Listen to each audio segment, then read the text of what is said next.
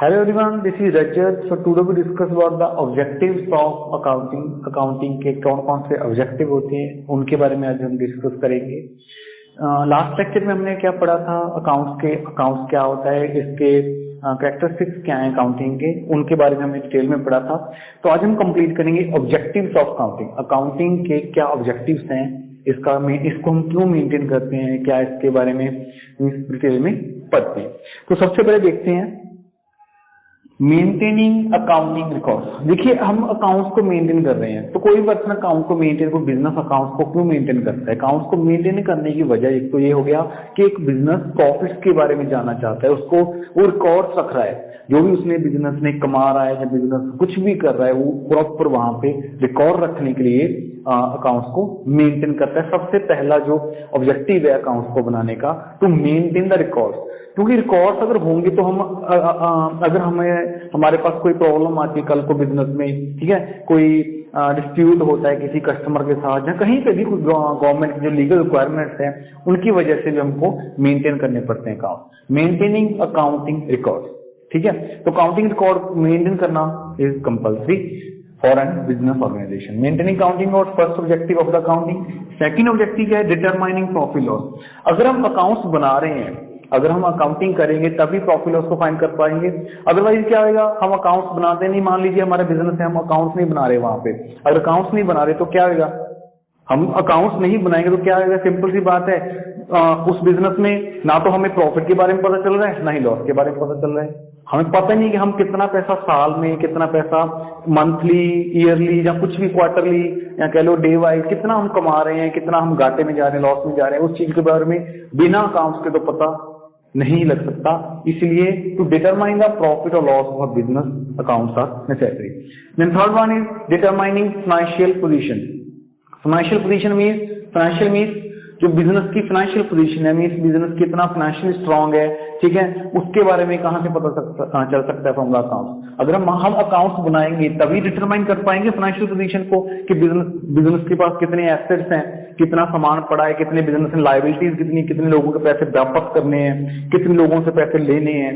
तो financial position कैसे पता चल सकता है, किसी पर्सन की फाइनेंशियल पोजीशन कैसे पता कर सकते हैं हम, अकाउंट से। अगर वहां पे अकाउंट होगा तभी उन चीजों को हम फाइंड आउट कर सकते हैं, ठीक है। अकाउंटिंग रिकॉर्ड्स बनाने के लिए, प्रॉफिट लॉस को डिटरमाइन करने के लिए एंड फाइनेंशियल पोजीशन को चेकअप करने के लिए। Then fourth point, facilitating management. अगर हम अकाउंट्स बनाएंगे तभी वहां पे मैनेजमेंट को फैसिलिटेट कर सकते हैं, उसकी हेल्प कर सकते हैं। क्यों, अगर मान लीजिए बिजनेस हमारा एक्चुअल प्रॉफिट में जाएगा, बिजनेस अच्छा ग्रो करेगा, तो ग्रोथ हमारी कैसे पता चलेगी, अकाउंट से। अगर ग्रोथ अच्छी होगी, हमारे बिजनेस को ग्रोथ के बारे में हम पता चल रहा है, तो मैनेजमेंट को वो हेल्प करता है कैसे, ताकि बिजनेस को फर्दर इंक्रीज कर सके, उसको ग्रो करवा सके, ठीक है। तो फैसिलिटेटिंग मैनेजमेंट, अच्छे से उसको मैनेज कर सके, उसको इंप्रूव कर सके, जो भी वहां पे हमें चेंजेस वगैरह करने वाली होती हैं। देन फिफ्थ पॉइंट क्या है, providing financial information. Financial information देते हैं किसको, टू द यूजर्स। ये तो हमने कल भी पॉइंट किया था कि जो यूजर्स हैं, यूजर्स जैसे banker, government, owner, debtor, creditor, बाद में बताएंगे ये चीजें क्या होती है, डेटर क्रेडिटर में जिनके हमने पैसे देने हैं या लेने हैं, वो सारा कुछ उनको फाइनेंशियल इंफॉर्मेशन प्रोवाइड करता है कौन, accounts. Without accounts these are not possible. Then protecting business assets. अगर हम अपने बिजनेस के एसेट्स को, बिजनेस के पास जो भी एसेट्स हैं, ठीक है, उनको प्रोटेक्ट करना चाहते हैं, assets like land, building, machinery, जो भी मेरे एक बिजनेस के पास जो भी सामान पड़ा है, अगर उसको प्रोटेक्ट करना चाहते हैं, उसको खराब होने से बचा सकते हैं, या कोई भी, अगर हम वहां देखो, अगर हमने कोई एसेट परचेज किया, अगर उसका प्रॉपर डेप्रिसिएशन लगा के उसको एक्चुअल वैल्यू वहां पे फाइंड करेंगे, तभी अकाउंट से वो सारा चीजें हम फाइंड कर सकते हैं। अदरवाइज हमारे एसेट्स को हम प्रोटेक्ट नहीं कर सकते बिना अकाउंट के, ठीक है जी। So these are objective of accounts. तो नेक्स्ट मेरे पास टॉपिक क्या है, एडवांटेजेस ऑफ अकाउंटिंग। अकाउंटिंग की क्या एडवांटेज है, सिमिलर या ऑब्जेक्टिव के, ठीक है। तो फिर भी इनको पढ़ लेते हैं, 10 पॉइंट्स है हमारे पास, ठीक है। फर्स्ट क्या है, financial information about business. Accounting के बेनिफिट्स क्या होंगे, financial information about business, business की फाइनेंशियल इंफॉर्मेशन पता चलती है हमें कि फाइनेंशियल कैसे स्ट्रांग है, फाइनेंशियल इसकी क्या पोजीशन है। असिस्टेंट टू मैनेजमेंट को असिस्ट करता है, ठीक है, फर्दर आगे स्टेप्स लेने के लिए, जो बिजनेस को मैनेज करना है। अगर अकाउंट्स प्रॉपर से मेंटेन करेंगे तभी हम उसको अच्छे से मैनेज कर पाते हैं, पूरे बिजनेस को। Third one is comparative study, means एक बिजनेस को हम कंपैरिजन कर सकते हैं। अगर मान लीजिए हम अकाउंट्स बनाएंगे तभी हम पिछले साल का इस साल से कंपैरिजन करेंगे, या लगा लो एक फर्म का दूसरी फर्म से, एक बिजनेस का दूसरे बिजनेस से कंपैरिजन कब कैसे किया जा सकता है, अगर वहां पे अकाउंट्स होंगे। अगर मान लो अकाउंट्स ही नहीं है तो कैसे कंपैरिजन होगा? बिना अकाउंट्स को हम कंपैरिजन कर नहीं सकते कि वो बड़ा है या वो ज्यादा प्रॉफिट कमा रहे हैं या कम प्रॉफिट कमा रहे हैं, कैसे कंपैरिजन होगा? वहां पे हेल्प करता है। टैक्स लायबिलिटी, जो भी बिजनेस ने टैक्स वगैरह को पे करना होता है, ठीक है, उस टैक्स को हम कैसे पे कर सकते हैं? जब बिजनेस प्रॉफिट कमाएगा तो बिजनेस के प्रॉफिट के बारे में कहां से पता चलेगा? फ्रॉम द अकाउंट्स ओनली, ठीक है। अकाउंट्स में प्रॉफिट निकाल के देंगे तो वहां से हम टैक्स लायबिलिटी को पे कर सकते हैं अच्छे से, जो भी हम टैक्स को पे करना चाहते हैं। और एक एविडेंस भी बना रहता है, अगर हम गवर्नमेंट को टैक्स पर पे कर रहे हैं तो कितना वहां पे गवर्नमेंट की टैक्स बनता है या क्या है, वो एक एविडेंस के वे में भी काम करता है अकाउंट्स। फैसिलिटेटिंग लोन, अगर हम कहीं से भी लोन लेने हैं, अगर हम बैंक से लोन लेने हैं या कहीं से भी अगर लोन लेना चाहते हैं तो वहां पे भी अकाउंट हेल्प करता है। क्योंकि अगर हम जब भी लोन लेते हैं तो वहां पे हम शो कर देते हैं कि भाई इतने मेरे पास प्रॉफिट्स हैं, तो उन प्रॉफिट्स के लिए हम एज अकाउंट्स को यूज कर सकते हैं कि हम देखो जी ये हमारे बुक्स हैं, ये हमारे अकाउंट्स है, आप यहाँ चेक कर सकते हो हम यहाँ पे इतने प्रॉफिट कमा रहे हैं, तो आप हमें लोन वगैरह इजिली प्रोवाइड कर सकते हो, ठीक है। एविडेंस इन कोर्ट, अगर कोई प्रॉब्लम आती है बिजनेस में तो एज एविडेंस भी यूज किया जा सकता है अकाउंट्स को, ठीक है। फैसिलिटेट सेल ऑफ बिजनेस, अगर कल को हमारा बिजनेस सेल करना है, अगर हमने अपने बिजनेस को सेल आउट करना है तो वहां पे भी हेल्प करता है अकाउंट्स, ठीक है। क्यों? क्योंकि हमें पता चल जाता है कि बिजनेस में कितने एसेट्स हैं, कितनी लायबिलिटीज है, बिजनेस के पास क्या कुछ है, क्या बिजनेस से लेने हैं पैसे, कितने देने हैं, वो सारा हमारे अकाउंट्स की इन्फॉर्मेशन में लिखा होगा, तो वहां पे हेल्प करेगा। अगर हमें पता है कि हमारे पास इतने एसेट्स हैं, जो भी मशीनरीज हैं, जो भी लैंड पड़ी है, जो भी कुछ भी है, वो सारी चीजें हमें वैल्यू पता है, तो ऑब्वियसली सेल करने में हमें वहां पे हेल्प मिलेगी। Assistance in the event of insolvency, insolvency होता है कर, अगर मान लीजिए कल को बिजनेस इंसॉल्वेंट होता है, बिजनेस बंद हो रहा है किसी वजह कारण, तो बंद हो रहा है तो वहां पे हेल्प करेगा। अगर हमारे पास अकाउंट्स होंगे तो कल को बिजनेस बंद किया जा रहा है, हम बिजनेस को बिल्कुल खत्म कर रहे हैं, ठीक है, तो वहां पे हेल्प करेगा। इंसॉल्वेंसी के time helpful in partnership account, अगर मान लीजिए हमारे पास एक सिंगल इंडिविजुअल उस बिजनेस को चला रहे हैं तो कोई प्रॉब्लम भी नहीं है, लेकिन अगर हम पार्टनरशिप में, मैं और मेरा साथी बिजनेस कर रहा है, दो यानी मिलकर काम कर रहे हैं, तो अगर हम वहां पे प्रॉफिट को डिस्ट्रीब्यूट करना चाहते हैं तो प्रॉफिट कैसे फाइंड आउट करेंगे? From the accounts only. Decision making, अगर हम फर्दर को डिसीजन लेना चाहते हैं, कुछ भी बिजनेस को ग्रो करना चाहते हैं, कोई नई फर्म लगाना चाहते हैं, नया कुछ बिजनेस सेटअप करना चाहते हैं, कुछ भी बिजनेस को इंक्रीज करना चाहते हैं, तो वहां पे भी हेल्प करता है बिजनेस। तो एक बार भी रीड आउट करते हैं, फाइनेंशियल इंफॉर्मेशन मिलती है, मैनेजमेंट को हेल्प करता है, कंपैरिजन कर सकते हैं, टैक्स लायबिलिटी में हेल्प करता है, हमने बैंक से अगर लोन, कहीं से भी लोन से वहां से हेल्प करता है, एविडेंस की तरह हम यूज कर सकते हैं। Facilitate sale of business, business को कल हमें बेचना है, अगर बिजनेस कल बंद होता है तो वहां पे हेल्प करता है। पार्टनरशिप अकाउंटिंग में हमें अकाउंट से हेल्प करता है, एंड डिसीजन मेकिंग में भी हेल्प करता है। So this is point all about the advantages. So now we discuss about the limitations of accounting. हाँ जी, नेक्स्ट हमारे पास है लिमिटेशंस ऑफ अकाउंटिंग।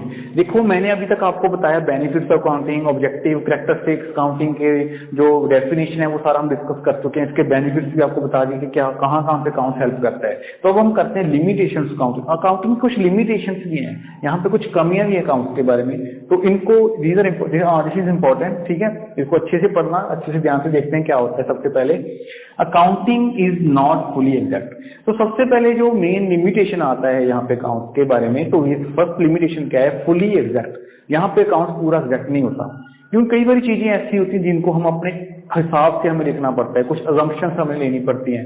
अगर हम कुछ, मान लीजिए मैंने अकाउंट में कोई मशीन लेके आया, मशीन लेकर, तो मशीन के बाद मान लीजिए मैं एग्जांपल ले रहा हूँ, मैंने कोई मशीन परचेज की 1 लाख की, अगर 1 लाख की मशीन परचेज की तो उस मशीन की मैंने अप्रोक्सीमेट वैल्यू निकाल दी 10 ईयर, मीन्स उस मशीन को मैंने 10 साल यूज करना है, ठीक है।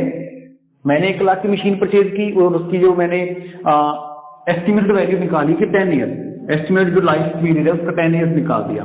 तो मैं यहाँ पे क्या करता हूँ, यहाँ पे हर बिजनेस में ना डेप्रिसिएशन लगाया जाता है, मीन्स उस एसेट की वैल्यू को कम किया जाता है एवरी ईयर। तो मैंने 10 साल मान के चला था, इसका मीन्स हर साल एवरी ईयर वहां पे जो डेप्रिसिएशन लगेगा दैट वाज 10,000, हर साल को 10,000 हम डेप्रिसिएशन को लेस करते जाते हैं उस मशीन में से। क्यों? क्योंकि मैंने सोचा था क्या कि वो 10 साल चलेगा तो 10,000 करके वो 1 लाख बन जाएगा आफ्टर 10 ईयर। तो ये क्या है, जब 10,000 का मैं खर्चा यहाँ पे डालता हूँ हर साल, दिस इज माई एस्टिमेशन। हो सकता है कि वो मशीन वो 5 साल चले, 6 साल चले, 7 साल चले, जहाँ हो सकता है वो 15 साल चल जाए। तो एस्टिमेट के अकॉर्डिंग चल रहे हैं, इसकी वजह से हम कह सकते हैं accounting is not fully exact. वहां पे कुछ अजम्पशन हम लेते हैं, इसकी वजह से जो भी प्रॉफिट लॉस हम निकाल रहे हैं वो पूरा एग्जैक्ट नहीं होता, कुछ वहां पे चेंजेस वगैरह हुई होती हैं। ठीक है, देन क्या आ गया, अनरियलिस्टिक इंफॉर्मेशन। तो कई बार क्या होता है बिजनेस में अनरियलिस्टिक इंफॉर्मेशन भी दी जाती है। अनरियलिस्टिक इंफॉर्मेशन कैसे, बिजनेस में कई काफी सारे कॉन्सेप्ट यूज किए जाते हैं, गोइंग कंसर्न कॉन्सेप्ट हो गया या प्रूडेंस कॉन्सेप्ट हो गया, कुछ कॉन्सेप्ट हैं, कन्वेंशन है जो आगे पढ़ेंगे हम, तो वो कॉन्सेप्ट को यूज किया जाता है, इसलिए वहां पे इंफॉर्मेशन अनरियलिस्टिक हो सकती है। कई बार क्या होता है कि मान लीजिए मैंने कोई मशीन, कोई लैंड परचेज कर ली, आज मैंने लैंड परचेज की 1 लाख की, आज 1 लाख की लैंड परचेज की, हो सकता है कि वो 10 डेज बाद, 10 दिन बाद उस लैंड की वैल्यू इंक्रीज हो गई। 1 लाख की मशीन लैंड परचेज की थी, 10 दिन बाद उसकी लैंड की वैल्यू 2 लाख होगी। तो यहाँ पे हम क्या लिखेंगे, जो अकाउंट्स में हम रिकॉर्ड करेंगे 1 लाख करेंगे या 2 लाख, सिर्फ 1 लाख, चाहे आज उसकी वैल्यू इंक्रीज होके 2 लाख हो चुकी है, लेकिन हम अकाउंट्स में सिर्फ 1 लाख लेंगे। क्यों? क्योंकि मैंने एक्चुअल में उस लैंड को परचेज करने का सिर्फ 1 लाख ही पे किया था। ठीक है, तो अनरियलिस्टिक इन्फॉर्मेशन हो गया। कई बार क्या होता है कि ऑब्वियस है कि वहां पे हम हिस्टोरिकल वैल्यूज को उठा रहे हैं, जो एक्चुअल वैल्यू है, जो आज की रियल वैल्यूज को हम उठा ही ले, तो अनरियलिस्टिक इन्फॉर्मेशन वहां से हमें मिलती है। देन क्या है, थर्ड पॉइंट, ये पॉइंट तो क्लियर हो गया भाई, नॉट एग्जैक्ट, फुल एग्जैक्ट नहीं होता, अनरियलिस्टिक इन्फॉर्मेशन, कई बार जो इन्फॉर्मेशन है वो अनरियलिस्टिक हमें मिल जाती है वहां से। Accounting ignores qualitative elements. तो मैंने आपको सबसे पहले ही बताया था कि अकाउंट्स में क्या सिर्फ मॉनेटरी ट्रांजैक्शंस को देखा जाता है, मींस जो ट्रांजैक्शन मनी की टर्म में है।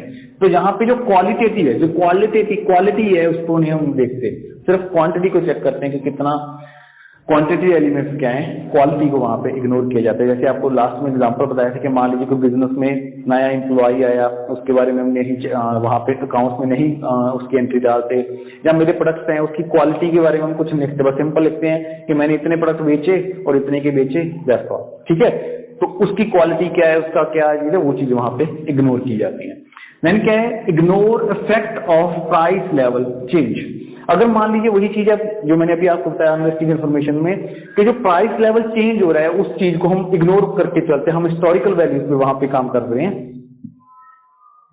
बिजनेस में जो प्राइस लेवल चेंज हो रहा है, देखो आज प्राइस कुछ हो रहा है, कल प्राइस कुछ हो रहा है, उस वो चेंज को हम इग्नोर करके चलते हैं, मीन्स हम सिर्फ उसी चीज को यहाँ पे काउंट करते हैं जो हम एक्चुअली वहां पे पे किया है। लास्ट क्या है, अकाउंटिंग में lead to window dressing. Accounts में कई बारी चीजों को अपने अकॉर्डिंग हमें चेंज भी करना पड़ता है, ताकि जो टैक्स से हम थोड़ा सा बच सके या हमारे टैक्स को हम कम कर सके। कई बार क्या होता है बिजनेस में टैक्स को कम करने के लिए अकाउंट्स को थोड़ा सा चेंज कर देते हैं अपने अकॉर्डिंग, ताकि जो टैक्स हमें कम पे करना पड़े। ठीक है, अकाउंटिंग में lead to window dressing. Window dressing होता है कि उसको चेंज मैनिपुलेट कर देना, मैनिपुलेट करना, ताकि जो काफी सारी इंफॉर्मेशन बच सके या उसको अपने अकॉर्डिंग मोल्ड कर देना। This is the limitation. ठीक है, रिपीट कर रहा हूं दोबारा से, counting is not fully exact, unrealistic information होती है वहां पे, इंपॉर्टेंट है, ध्यान से पढ़ लेना इसको, इसके अंदर आप बुक से देख लेना।